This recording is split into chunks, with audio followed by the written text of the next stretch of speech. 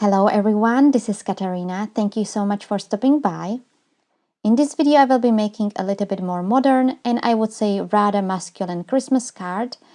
It's card number 4 in my 12 cards for Christmas series. I will be using the same stamp set as in my previous video, hope you don't mind. But I really wanted to make this card and I needed a wreath for this card. And the only one I have is in the Falala stamp set from Avery Elle. I will be also adding here a die with a deer. It's from Newton's Nook Designs. I stamped the wreath directly on top of the card base. I was trying 2 different types of cardstock. Normally I'm using a heavyweight white cardstock I bought in a local store, but I don't like stamping directly on top of it. And eventually I decided to use a cardstock, I think it's from Comfort or Folia. And it's a little bit more of white. And I think it's a better option for this card, so it's not super white. I used my mini MISTI to be sure I'm stamping in the middle and used the VersaFine Onyx Black ink and stamped twice. First I stamped at the top and then at the bottom. And even though I cleaned up my stamp, I still used a bag from a stamp set and put it on top of the card base.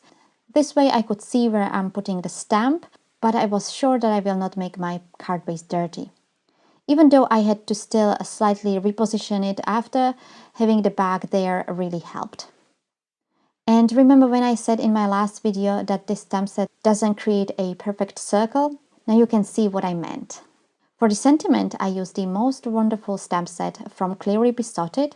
This stamp set is not available anymore, but it's one of those stamp sets that I like to use over and over every Christmas. I just thought that this type of script really fits the card. But you can use whatever stamp you have in your stash.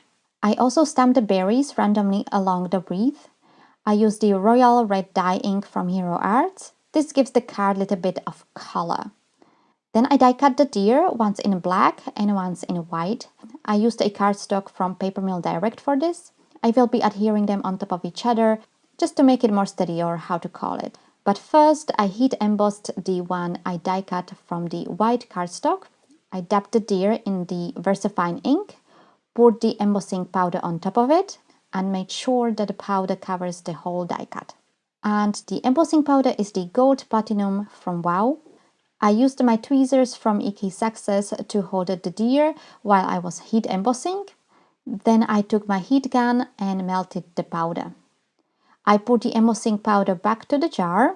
And then I adhered the golden deer on top of the black one using the multi-medium matte glue from Ranger. And then I let it dry. I put the acrylic block on top of it to hold it together. My original plan was to add a red string behind the deer that you shape into a multiple circles.